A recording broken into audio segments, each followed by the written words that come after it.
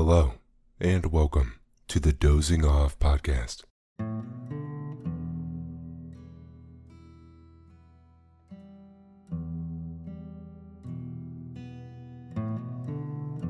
I'm your host and narrator, Lance Lewis, and this here is a podcast where I'll read you to sleep.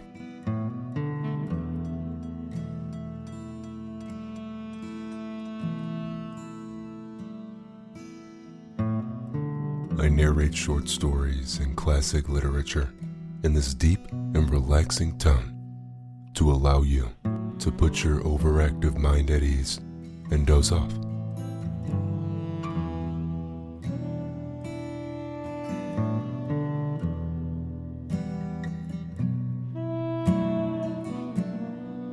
Laura E. Richards has some of the best heartfelt classic literature that I've read, and this week I narrated her story, Little Benjamin.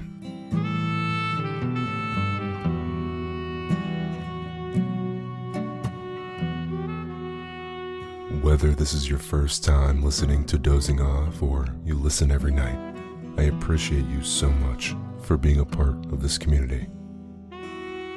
If you do enjoy the show, leave a rating. It goes a long way to the growth of Dozing Off. And here we go.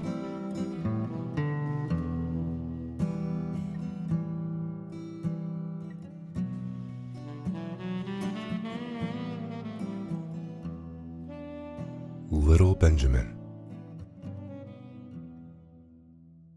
I think the kitty wants to come in, said Mother Golden.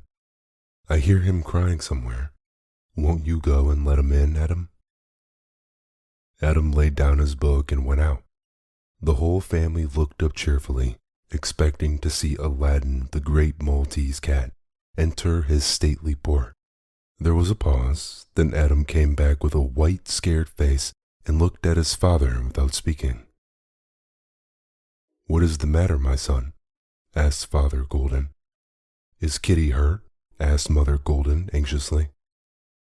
Was it that dog of Jackson's? Cried Lemuel, Mary, Ruth, and Joseph. The cat isn't there, said Adam. It's a basket, Father. A basket? What does the boy mean? A long basket with something white inside, and it's crying. The boy had left the door open, and at this moment a sound came through it, a long, low, plaintive cry. My heart, said Mother Golden, and she was out the door in a flash. See there now, said Father Golden reprovingly. Your mother's smarter than any of you today. Go and help her, some of you. The children tumbled headlong toward the door, but were met by Mother Golden returning, bearing in her strong arms a long basket, in which was indeed something white and fluffy that cried. A baby, exclaimed Father Golden. A baby, echoed Mary, Lemuel, Ruth, and Joseph. Well, I knew it was a baby, protested Adam, but I didn't like to say so. Mother Golden lifted the child out and held it in a certain way. The cries ceased, and the little creature nestled close against her and looked up in her face. My heart, said Mother Golden again. Come here, girls. The girls pressed forward eagerly. The boys hung back and glanced at their father. These were women's matters. It's got hair, cried Ruth in rapture. Mother, real hair, and it curls. See it curl. Look at its little hands, murmured Mary. They're like pink shells, only soft. Oh, see it move them, Ruth. She caught her sister's arm in a sudden movement of delight. Oh, Mother, can we keep it? Cried both girls at once. Mother Golden was examining the baby's clothes. Cambric slip, fine enough, but not so terrible fine. Flannel blanket, machine embroidered. Stop, here's a note. She opened a folded paper and read a few words written in a carefully rough hand. His mother is dead, his father a waif. Ask the woman with the kind eyes to take care of him for Christ's sake." "My heart," said Mother Golden again. "It's a boy then," said Father Golden, brightening perceptibly. He came forward, the boys edging forward too, encouraged by another masculine presence. "It's a boy and a beauty," said Mother Golden, wiping her eyes. "I never see a prettier child. Poor mother, to have to go and leave him. Father, what do you say?" "It's for you to say, Mother," said Father Golden. "It's to you the child was sent." "Do you suppose 'twas me that was meant? They might have mistaken the house." "Don't talk foolishness," said Father Golden. "The question is, what shall we do with it? There's places a plenty where foundlings have the best of bringing up, and you've got care enough as it is, Mother, without taking on any more." "Oh, we could help," cried Mary. "I could wash and dress it, I know I could, and I'd love just to." "So could I," said 12-year-old Ruth. "We'd take turns, Mary and I. Do let's keep it, Mother." "It's a great responsibility," said Father Golden. "Great Jemima," said Mother Golden with a sniff. "If I couldn't take the responsibility of a baby, I'd give up."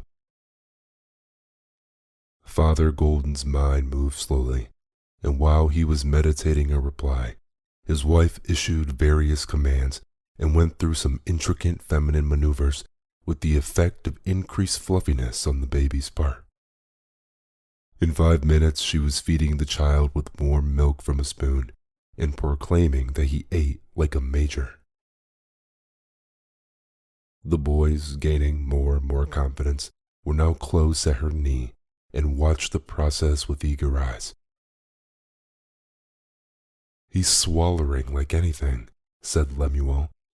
"I can see him do it with his throat, same as anybody." "See him grab the spoon," said Joseph. "My, ain't he strong?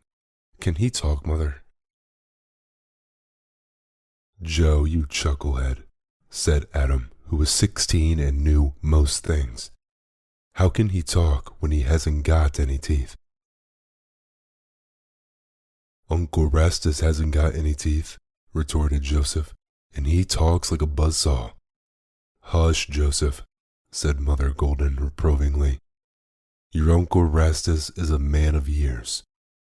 "Yes, Mother," said Joseph meekly.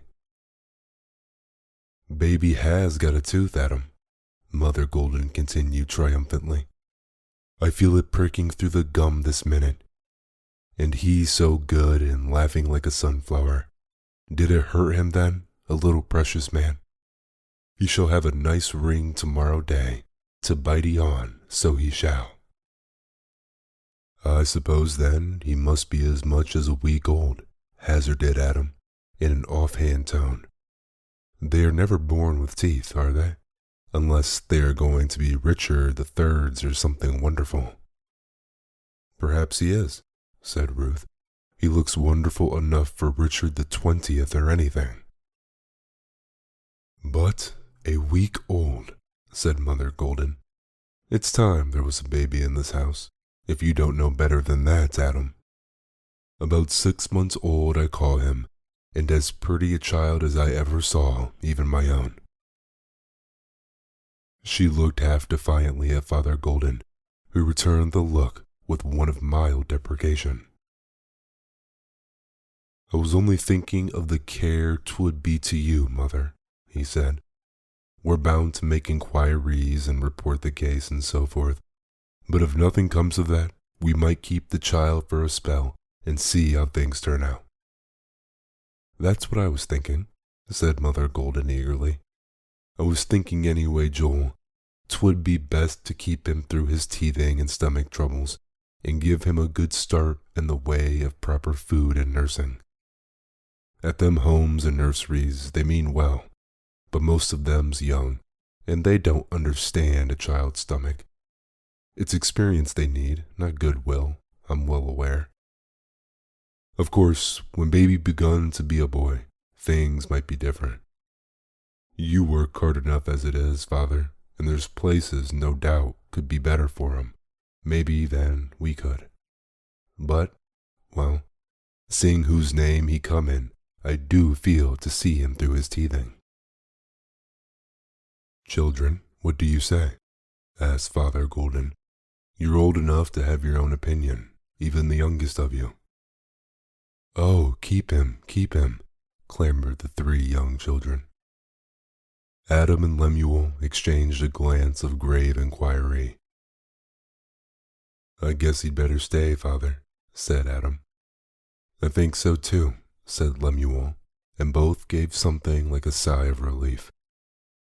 Then that's settled, said Father Golden, saying and supposing that no objection turns up. Next thing is, what shall we call this child? All eyes were fixed on the baby, who, now full of warm milk, sat throned on Mother Golden's knee, blinking content. It was a pretty picture, the rosy, dimpled creature, the yellow floss ruffled all over his head, his absurd little mouth opening in a beaming smile, beaming above him, Mother Golden's placid face in its frame of silver hair, fronting them, Father Golden in his big leather chair, solid, comfortable, benevolent, and the 5 children, their honest, sober faces lighted up with unusual excitement. A pleasant, home-like picture.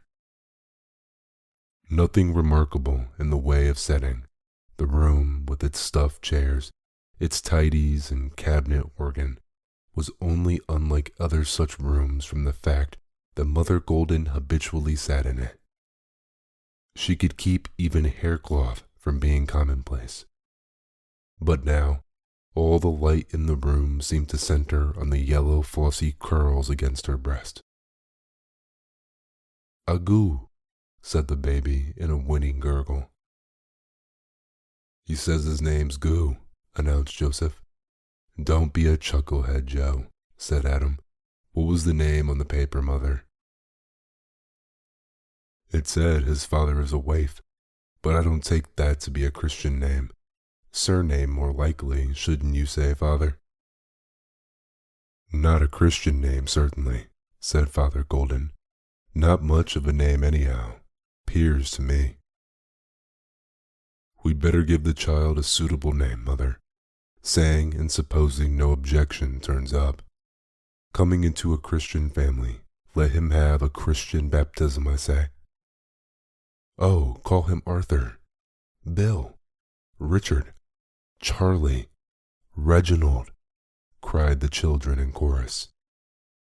I do love a Bible name, said Mother Golden pensively.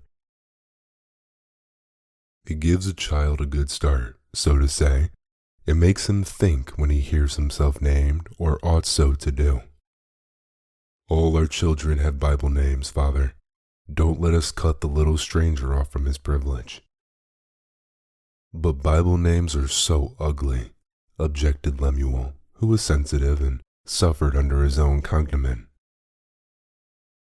Son, said Father Golden, your mother chooses the names in this family. Yes, Father, said Lemuel. Lemuel, dear, you was named for a king, said Mother Golden. He was a good boy to his mother, and so are you. Bring the Bible, and let us see what it opens at. Joseph, you are the youngest, you shall open it. Joseph opened the great brown leather Bible, and closing his eyes, laid his hand on the page, then looking down he read,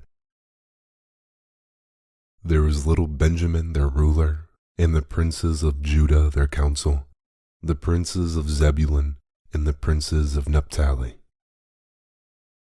Zebulun and Naphtali are outlandish sounding names, said Mother Golden. I never knew but one Naphtali, and he squinted. Benjamin shall be the child's name. Little Benjamin, the Lord bless and keep him. Amen, said Father Golden. Part 2. Father, may I come in if you are not busy? It was Mary who spoke. Mary, the dear eldest daughter, now a grown woman, grave and mild, trying hard to fill the place left empty these 2 years since Mother Golden went smiling out of life. Father Golden looked up from his book. He was an old man now, but his eyes were still young and kind. "What is it, daughter Mary?" "The same old story, father dear. Benny in mischief again. This time he has rubbed soot on all the door handles, and the whole house is black with it. I hate to trouble you, father, but I expect you'll have to speak to him. I do love the child so. I'm not strict enough. I'm ashamed to say it, but they all think so, and I know it's true, and Adam is too strict." "Yes, Adam is too strict," said Father Golden. He looked at a portrait that stood on his desk, a framed photograph of Mother Golden. "I'll speak to the child, Mary," he said. "I'll see that this does not happen again. What is it, Ruthie?" "I was looking for Mary, Father. I wanted— Oh, Mary, what shall I do with Benny? He has tied Rover and the cat together by their tails, and they are rushing all about the garden almost crazy. I must finish this work, so I can't attend to it. He says he is playing Samson. I wish you could speak to him, Father." "I will do so, Ruth. I will do so. Don't be distressed, my daughter." "But he is so naughty, Father. He is so different from the other boys. Joe never used to play such tricks when he was little." "The spring vacation will be over soon now, Ruth," said Sister Mary. "He is always better when he is at work, and there is so little for a boy to do at this time of year." "I left Joe trying to catch the poor creatures," said Ruth. "Here he comes now."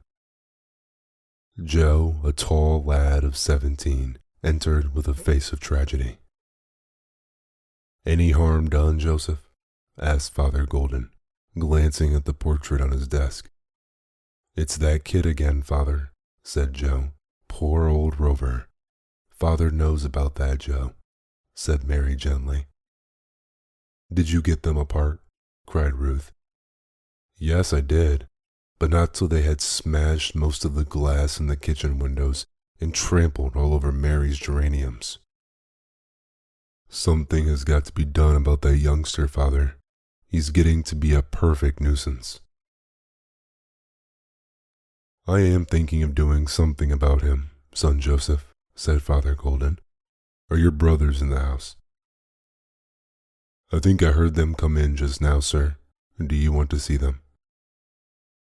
Apparently Adam and Lemuel wanted to see their father, for they appeared in the doorway at this moment, quiet-looking men, with grave, set faces, the hair already beginning to edge away from their temples. "You are back early from the office, boys," said Father Golden. "We came as soon as we got the message," said Adam. "I hope nothing is wrong, Father." "What message, Adam?" "Didn't you send for us? Benny came running in all out of breath and said you wished to see us all at once. If he has been playing tricks again." Adam's grave face darkened into sternness. The trick was too evident. "Something must be done about that boy, Father," he said. "He is the torment of the whole family." "No one can live a day in peace," said Lemuel. "No dumb creature's life is safe," said Joe. "He breaks everything he lays his hands on," said Ruth, "and he won't keep his hands off anything." "You were all little once, boys," said Mary. "We never behaved in this kind of way," said the brothers, sedate from their cradles. "Something must be done." "You are right," said Father Golden. "Something must be done." Glancing one more at the portrait of Mother Golden, he turned and faced his children with grave looks. "Sit down, sons and daughters," said the old man. "I have something to say to you." The young people obeyed, wondering but not questioning. Father Golden was head of the house. "You all come to me," said Father Golden, "with complaints of little Benjamin. It is singular that you should come today, for I have been waiting for this day to speak to you about the child myself." He paused for a moment, then added, weighing his words slowly, as was his wont when much in earnest. 10 years ago today, that child was left on our doorstep. The brothers and sisters uttered an exclamation, half surprised, half acquiescent. "It doesn't seem so long," said Adam. "It seems longer," said Mary. "I keep forgetting he came that way," murmured Joe. "I felt doubtful about taking him in," Father Golden went on. "But your mother wished it. You all wished it. We decided to keep him for a spell and give him a good start to life, and we have kept him till now." "Of course we've kept him," said Ruth. "Naturally," said Lemuel. Adam and Mary said nothing, but looked earnestly at their father. "Little Benjamin is now 10 years old, more or less," said Father Golden. "You are men and women grown. Even Joseph is 17. Your mother has entered into the rest that is reserved for the people of God, and I am looking forward in the hope that, not through any merit of mine, but the merciful grace of God, I may soon be called a joiner. Adam and Lemuel, you are settled in the business, and looking forward to making homes of your own with worthy young women. Joseph is going to college, which is a new thing in our family, but one I approve, seeing his faculty appears to lie that way. Ruth will make a first-rate dressmaker, and I am told by those who know, Mary—" His quiet voice faltered. Mary took his hand, kissed it passionately. A sob broke from her, and she turned her face away from the brothers and sister who loved but did not understand her. They looked at her with grave compassion, but no one would have thought of interrupting Father Golden. "Mary, you are the homemaker," said the old man. "I hope that when I am gone, this home will still be here, with you at the head of it. You are your mother's own daughter." There was no more to say. He was silent for a time and then continued. "There remains little Benjamin, a child of 10 years. He is no kin to us, an orphan, or as good as one. No person has ever claimed him or ever will. The time has come to decide what shall be done with the child." Again he paused and looked around. The serious young faces were all intent upon him. In some, the intentness seemed deepening into trouble, but no one spoke or moved. "We have done all that we undertook to do for him, that night we took him in and more.